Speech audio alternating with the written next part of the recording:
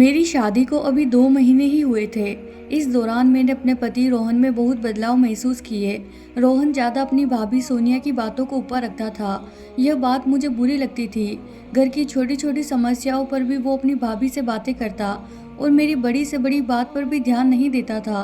शुरू में तो मुझे लगा कि 10 साल पुराने भाभी से लगाव तो देवर को होता ही है और बीवी के आ जाने के बाद ये लगाव कम हो जाता है। लेकिन रोहन और उसकी भाभी के बीच का लगाव मुझे कभी कम होता नजर ही नहीं आया। अब तो मुझे यह लगने लगा था कि बात सिर्फ लगाव की ही नहीं है, दोनों के बीच इससे भी ज़्यादा ही कुछ और ही है। मेरी जेठानी थी भी ऐसी कि कोई भी मर्द उसे देखते ही उस पर फिदा हो जाए। मुझे उसकी इसी सुंदरता से डर लगता था। मुझे यकीन हो गया था कि मेरा पति रोहन अपनी भाभी की सुंदरता की वजह से ही उससे दूरी नहीं बना पा रहा था। एक दिन सुबह जब मैं उठी तो देखा कि रोहन अपने भाभी के कमरे से निकल रहा था और मुझे देखते ही वो घबरा गया और सीधे कमरे में जाकर बाथरूम में घुस गया। मैं समझ गई थी कि सुबह सुबह रोहन अपनी भाभी के साथ क्या करके बाथरूम में नहाने घुसा है। मैंने जोर से बाथरूम का दरवाजा पीटा और बोली, रोहन, तुम्हें उस औरत के साथ यह सब करना था तो मेरी जिंदगी क्यों बर्बाद की? मैं आज ही अपने मायके जा रही हूँ। मेरी बात सुनते ही रोहन ने दरवाजा खोला और उसने एक जोरदार थप्पड़ मुझे लगा दिया और फिर मेरा गुस्सा 7वें आसमान पर चढ़ गया। मैंने भी रोहन को एक जोरदार थप्पड़ लगा दिया। रोहन ने मेरे हाथों को पकड़ लिया और मुझे खींचते हुए बेड पर ले जाकर पटक दिया और बोला, पाखी, आइंदा कभी भाभी के बारे में ऐसी बातें की तो मुझसे बुरा कोई नहीं होगा। मैं कुछ कहती कि रोहन ने अलमारी से अपने कपड़े निकाले और बाहर चला गया। मैं बिस्तर पर पड़ी रही, लेकिन मेरी जेठानी मुझे देखने तक नहीं आई और रोहन सुबह का नाश्ता किए बगैर ड्यूटी पर चला गया। 1 घंटे में मैंने भी अपना सामान पैक किया और अपने मायके जोधपुर के लिए निकल पड़ी। मेरी जेठानी ने पूछा कि कहाँ जा रही हो? मैंने उसकी बातों का कोई जवाब नहीं दिया। मेरा इस तरह घर छोड़कर जाने की खबर रोहन को भी लग चुकी थी। बस स्टैंड से जोधपुर की बस पकड़कर मैं शाम तक अपने मायके पहुंच गई और रोहन मुझे लगातार कॉल करता रहा, लेकिन मैंने उसका कॉल रिसीव नहीं किया और घर पहुंचते ही मैंने अपना फ़ोन स्विच ऑफ कर लिया और अपनी माँ को सारी बातें बताकर रोने लगी। माँ बोली, तुमने बिल्कुल सही किया पाखी, जो यहाँ आ गई। अब तू रोहन के पास तभी जाना जब रोहन उस डायन को घर से निकाल कर बाहर फेंकेगा। आखिर रोहन के पास किस चीज़ की कमी है? उसी शहर में उसके 2-3 प्लॉट है, वो तुझे लेकर अलग क्यों नहीं रहता? मेरी छोटी बहन आशा भी मुझे लेकर बेहद परेशान थी। इसकी भी शादी होने वाली थी। 6 महीने रह गए थे। मेरी हालत देखकर अब ससुराल के नाम से डरने लगी थी। मेरा छोटा भाई पीयूष अपनी जॉब से जब घर आया तो मुझे इस तरह घर पर आया हुआ देखकर परेशान हो गया। आशा ने रात का खाना बनाया और हम सभी एक साथ ही खाना खाने बैठ गए। खाने के बाद मैंने अपना फ़ोन ऑन किया था कि रोहन का फिर से कॉल आना शुरू हो गया। मेरी माँ ने देखा तो गुस्से में बोली, तू फ़ोन मुझे दे, मैं उस कमीने से बात करती हूँ। लेकिन मैंने माँ को फ़ोन नहीं दिया और खाना ख़त्म कर अपने कमरे में आ गई। कमरे में आकर मैंने रोहन का फ़ोन रिसीव किया तो रोहन ने कहा, पाखी, तुम अपनी मर्जी से गई हो तो याद रखो कि तुम्हें अपनी मर्जी से ही यहाँ आना होगा। मैं किसी कीमत पर तुम्हें बुलाने नहीं आऊँगा। रोहन की यह धमकी भरी बात सुनकर मेरा गुस्सा 7वें आसमान पर चढ़ गया। मैं बोली, तुम मुझे बुलाने क्यों आओगे? तुम यही तो चाहते थे कि मैं वहाँ से चली जाऊँ। अब जी भर के उस औरत के साथ कुछ भी करो, तुम बुलाने भी आओगे तो भी मैं उस घर में कदम नहीं रखूंगी। इस बात के 4 महीने गुजर चुके थे। मैं रोहन का इंतजार करती रही। अगर उसे उसकी गलती का एहसास हो जाता तो मैं दौड़ी हुई अपने घर चली जाती, लेकिन ऐसा कुछ नहीं हुआ। मैं लगातार उसके फ़ोन का इंतजार करती रही, लेकिन 4 महीने में एक बार भी उसने मुझे कॉल तक नहीं किया। अब मुझे लगने लगा था कि रोहन मुझे छोड़ चुका है, उसे मेरी ज़रूरत ही नहीं है। जब इतनी खूबसूरत औरत उसके पास मौजूद है तो फिर मुझ जैसी साधारण लड़की की उसे ज़रूरत भी क्या है? मैं रोहन को लेकर बेहद निराश हो चुकी थी और मुझे इस हाल में देखकर मेरे घर वालों को भी दुख होता। जैसे जैसे मेरी छोटी बहन की शादी नज़दीक आ रही थी, घर में काम बढ़ता जा रहा था। इसकी शादी को अब सिर्फ 1 महीने बाकी रह गए थे और मेरे पापा भी 1 महीने की छुट्टी लेकर घर आ गए थे। उन्होंने मुझसे कहा कि मैं आशा की शादी के बाद मेरे ससुराल जाकर रोहन से फाइनल बात करके आएंगे। अगर वो मुझे अपनाने को तैयार नहीं हुआ तो उस पर दहेज का मुकदमा दर्ज करवा देंगे। लेकिन मैं ऐसा नहीं चाहती थी, इसीलिए जैसे जैसे आशा की शादी की तारीख नज़दीक आ रही थी मेरा दर्द बढ़ता जा रहा था। मुझे मायके आए हुए 6 महीने का वक्त गुजर चुका था। आशा की शादी में केवल 22 दिन का वक्त बाकी रह गया था और शादी के कार्ड भी छप चुके थे। एक दिन मैंने रोहन को कॉल मिलाया और बोली, रोहन तुम शादी में नहीं आओगे? रोहन ने कहा, मुझे तो अभी तक यह मालूम नहीं है कि शादी किसकी है। मैंने कहा कि 8 तारीख को आशा की शादी है। रोहन ने कहा, लेकिन तुम्हारे घर से तो मुझे किसी ने खबर ही नहीं दी थी, न ही शादी का कार्ड पहुंचा। मैंने कहा, तुम इस घर के दामाद हो, तुम्हें तो बिना कार्ड के ही शादी में पहुंचना चाहिए। रोहन ने कहा, तुम्हारे घर वाले अगर दामाद समझते तो जरूर खबर करते, लेकिन न तो तुम्हारे पापा ने मुझे कॉल किया और न ही तुम्हारी माँ ने। मैंने कहा, मैं तुमसे कह रही हूँ, क्या इतना काफ़ी नहीं है? रोहन ने कहा, ठीक है, मैं शादी वाले दिन जोधपुर पहुँच जाऊँगा। शादी की सुबह उठकर मैंने आसमानी रंग की साड़ी पहन ली। यह साड़ी मुझे रोहन ने ही गिफ्ट दी थी। उसे यह साड़ी सबसे ज़्यादा पसंद थी। मुझे उम्मीद थी कि रोहन दोपहर तक जोधपुर आ जाएगा और बारात के जाने के बाद उसे रात को यहीं रुकना पड़ेगा। जब वो रात भर मेरे साथ रहेगा तो उसका दिमाग ठिकाने आ ही जाएगा। मैंने फिर रोहन को फ़ोन लगा दिया, लेकिन उसका कोई जवाब नहीं आया। सुबह से शाम हो गई, लेकिन ना तो रोहन आया और ना ही उसका कोई कॉल आया। मैं बेहद मायूस हो गई। देर रात तक आशा खुशी खुशी विदा हो गई और मैं दुखों का पहाड़ सीने पर लिए अपनी माँ से लिपट कर रोने लगी। देखने वाले सोच रहे थे कि मैं आशा की विदाई में रो रही हूँ, लेकिन सच तो यह था कि मैं इस वक्त अपनी किस्मत पर रो रही थी। देर रात जागने के बावजूद अगली सुबह जल्दी उठ गई और मैंने अपनी माँ से कहा, माँ मैं आज ही अपने ससुराल चली जाऊँगी। मेरी इस बात पर मेरी माँ मुझसे बेहद नाराज़ हुई। बोली, जो आदमी तेरी बहन की शादी के लिए समय ना निकाल पाया, उसके पास तेरे लिए भी वक्त नहीं होगा। तू सब्र कर, तेरे पापा मामूली हवलदार है तो क्या हुआ, उस रोहन और उसके घर वालों को छोड़ेंगे नहीं। पापा को यह बात पता चली तो वो भी बेहद नाराज हुए और उन्होंने मुझे वहाँ जाने से सख्ती से रोक दिया। मैं दिन भर रोहन को कॉल मिलाती रही, लेकिन उसका फ़ोन भी स्विच ऑफ था। रात को मायूस होकर मैं बिस्तर पर जाकर सो गई। अब रोहन की ओर से कोई उम्मीद बची ही नहीं थी। मुझे पूरा यकीन हो गया था कि जल्द ही मेरा और रोहन का रिश्ता हमेशा के लिए ख़त्म हो जाएगा। लेकिन तभी अचानक मेरे फ़ोन की घंटी बजी। रोहन का ही फ़ोन था। मैंने झट से फ़ोन उठाया। उधर से रोहन की आवाज़ आई और रोता हुआ बोला, पाखी सब खत्म हो गया। मैंने कहा, अभी कुछ ख़त्म नहीं हुआ है। अगर तुम मेरे घर आकर मुझे यहाँ से ले चलो तो हमारा रिश्ता अभी भी बन सकता है। रोहन ने कहा, मैं अपने रिश्ते की बात नहीं कर रहा। इतना कहकर रोहन फिर से रोने लगा। मैंने कहा, रोहन क्या बात है, तुम इतना रो क्यों रहे हो? रोहन ने कहा, भैया और भाभी का एक्सीडेंट हो गया है। भैया की मौके पर डेथ हो गई और भाभी अभी भी सिटी हॉस्पिटल में है। रोहन के मुंह से यह बात सुनकर मेरे तो होश उड़ गए। फ़ोन काटने के बाद मैंने घर में यह बात बताई तो मेरे घर में भी मातम सा छा गया। मेरी वजह से मेरे घर वाले रोहन के भैया और भाभी से नफरत करते थे, लेकिन जब उन्होंने दोनों के इस एक्सीडेंट के बारे में सुना तो उन लोगों की सारी नफरत खत्म हो गई और पापा ने तुरंत मेरे छोटे भाई पीयूष को बुलाकर हॉस्पिटल के लिए गाड़ी बुक करने को कह दिया। सुबह के 4 बजे तक हम लोग सिटी हॉस्पिटल पहुंच चुके थे। मेरी जेठानी सोनिया की हालत बेहद नाजुक थी। मेरी जेठानी को होश ही नहीं आ रहा था। तमाम तरह के इलाज करवाने के बाद हम लोग अलग अलग मंदिर में मन्नत के लिए जा रहे थे। 3 दिन पहले ही दोनों पति पत्नी उदयपुर घूमने के लिए गए थे और वापसी में उनकी कार का भयंकर एक्सीडेंट हो गया। मेरे जेठ तो मौके पर ही ख़त्म हो गए और कल उनका पोस्टमार्टम होकर अंतिम संस्कार भी हो गया, लेकिन जेठानी अभी भी कोमा में थी। कुछ दिनों तक मेरी जेठानी का इलाज चलता रहा। मेरे घर वाले जोधपुर जा चुके थे। अब हॉस्पिटल में मेरी जेठानी केवल मेरे भरोसे पर ही थी।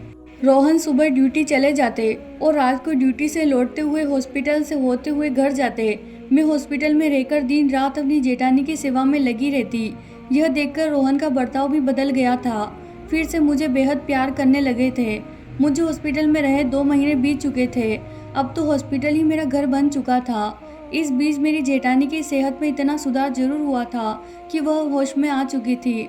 उन्हें उनके पति के मरने का भी पता चल चुका था, लेकिन किसी से कुछ बोल पाने की स्थिति में नहीं थी। कुछ दिनों बाद डॉक्टर्स ने उन्हें छुट्टी दे दी और मेरी जेठानी घर आ गई। मेरे ससुराल में सास ससुर दोनों ही नहीं थे।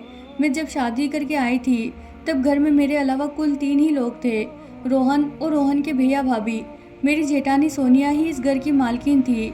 सब कुछ उनकी ही देख रेख में होता था, लेकिन अब वही सोनिया इतनी कमज़ोर और लाचार हो चुकी थी कि मुझे उनकी देखभाल करनी पड़ती थी। धीरे धीरे 4 महीने बीत चुके थे। मेरी जेठानी की सेहत में काफ़ी सुधार आ चुका था। उनकी तंदुरुस्ती लौट रही थी, लेकिन अब भी वो किसी से बात कर पाने की स्थिति में नहीं थी। मेरी जेठानी के मायके में कोई नहीं था, इसीलिए उनकी हर तरह की सेवा मुझे ही करनी पड़ती। इसी बीच मुझे पता चला कि मैं प्रेग्नेंट हो चुकी हूँ, तो यह खबर मैंने सबसे पहले रोहन को दी थी।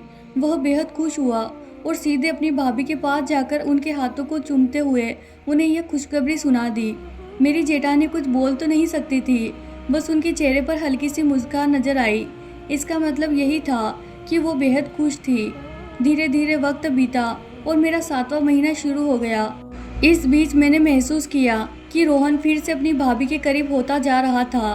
प्रेगनेंसी की वजह से मेरी हालत ऐसी थी कि मैं घर का जरूरी काम भी नहीं कर पाती थी और रोहन की ड्यूटी पर चले जाने के बाद ज़्यादातर समय मैं अपने कमरे में ही रहती।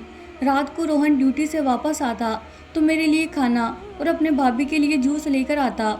मैं खुद जाकर अपनी जेठानी को जूस पिलाती और अपने कमरे में आकर मैं और रोहन खाना खाकर सो जाते। सुबह मैं देर से उठती, तब तक रोहन नाश्ता तैयार कर चुका होता। मेरे साथ सुबह का नाश्ता करने के बाद वो तैयार होकर अपनी ड्यूटी के लिए निकल जाता। एक दिन पेट में दर्द होने के कारण मेरी नींद जल्दी ही खुल गई। रोहन को लगा कि मैं अभी नींद में हूँ। वो उठा और कमरे से बाहर निकला। न जाने क्यों मैं भी दबे पाँव उसके पीछे कमरे से बाहर निकल आई। मैंने देखा कि रोहन सीधे अपनी भाभी के कमरे में घुसा और उसने अंदर से दरवाजा बंद कर लिया। मैं रोहन की इस हरकत से बेहद हैरान थी। मैं काफ़ी देर खड़ी रही और फिर चुपचाप जाकर अपनी जगह लेट गई। आधे घंटे बाद रोहन कमरे में आकर मेरे पास लेट गया। मैं रोहन की इस दीवानगी को समझ नहीं पा रही थी और पहले भी ऐसा करता था। तब मेरी जेठानी एकदम तंदुरुस्त थी, लेकिन अब तो किसी अपाहिज की तरह बिस्तर पर पड़ी रहती है। फिर रोहन कमरा बंद करके उसके साथ क्या करता है? कहीं ऐसा तो नहीं कि सोनिया पूरी तरह ठीक हो गई हो और बीमार होने का नाटक कर रही हो कि मेरी नज़रों में दोनों की हकीकत छुपी रहे। अफाइज होने की आड़ में देवर भाभी का रोमांच चल रहा था और मुझे खबर तक नहीं लगी। मैं अगले कुछ दिनों तक सुलझ नहीं पाई। मुझे रोहन से फिर से नफरत सी होने लगी थी। मैं रोज देर रात को रोहन को सोनिया के कमरे की ओर जाते हुए देखती। मैं गहरी नींद में सो जाने के बाद रोहन बिस्तर से उठकर अपनी भाभी के रूम में जाता और अंदर से दरवाज़ा बंद कर आधे घंटे बाद वापस आता तो पसीने में नहाया हुआ होता और मेरे बगल में लेट जाता। मेरा बच्चा होने में भी 20 दिन बाकी रह गए थे।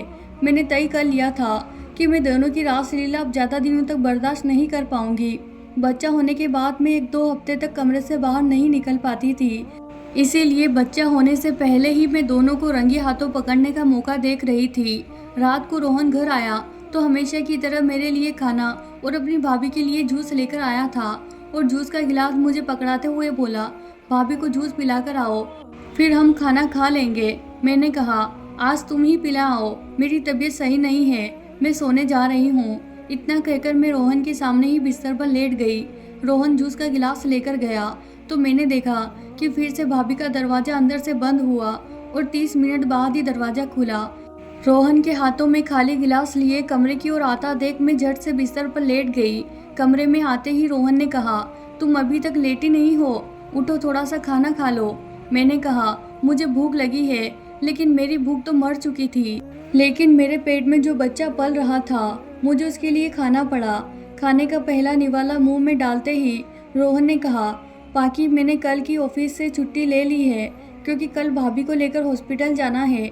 उनकी तबीयत फिर से बिगड़ रही है। मैंने कहा, ठीक है, आप कितने बजे हॉस्पिटल के लिए निकलेंगे? रोहन ने कहा, मैं सुबह जल्दी ही निकल जाऊंगा। कल भाभी के कई टेस्ट होने हैं, इसीलिए मुझे आने में देर हो जाएगी। खाना खाने के बाद रोहन जल्दी से सो गया, लेकिन मैं रात भर जागती रही। मेरी नींद गायब हो चुकी थी। मैं तो बस सुबह होने का इंतजार कर रही थी। सुबह उठकर रोहन ने नाश्ता बनाया और मेरे साथ नाश्ता करने के बाद अपनी भाभी को गाड़ी में बिठाकर हॉस्पिटल के लिए निकल गया। रोहन के जाते ही मैं मार्केट गई और वहां से एक छोटा सा कैमरा खरीद लाई और उस कैमरे को मैंने अपनी जेठानी के रूम में ऐसी जगह फिट कर दिया जहां से उनका पूरा कमरा कवर हो रहा था। उस कैमरे को मैंने अपने मोबाइल से कनेक्ट कर दिया। मुझे यह सब करते हुए दोपहर के 2 बज चुके थे। तभी रोहन का कॉल आया कि वो हॉस्पिटल से वापस आ रहा है। मैं अपने आज के काम से बेहद खुश थी। कल तक मेरे पास सबूत होगा जिसके सहारे रोहन और उसकी भाभी की असलियत मेरे सामने आ जाएगी। रोहन अपनी भाभी को लेकर हॉस्पिटल से घर आया और भाभी को कमरे में बेड पर लिटाकर मेरे कमरे में आ गया। और फिर उसने अपनी भाभी की सारी दवाइयाँ मुझे पकड़ा दी और कौन सी दवाइयाँ कब खानी है यह मुझे समझाने लगा। इस दौरान उसके हाव भाव देखकर मुझे तो ऐसा लग रहा था जैसे सोनिया उसकी भाभी नहीं बल्कि बीवी हो। रात को रोहन खुद ही अपनी भाभी के कमरे में जूस और दवाइयाँ लेकर गया और आधे घंटे में वापस लौट कर आया। खाना खाने के बाद सो गया और मैं सुबह होने का इंतजार करती रही। मेरे गहरी नींद में होने के बाद रोहन उठा और अपनी भाभी के कमरे में चला गया।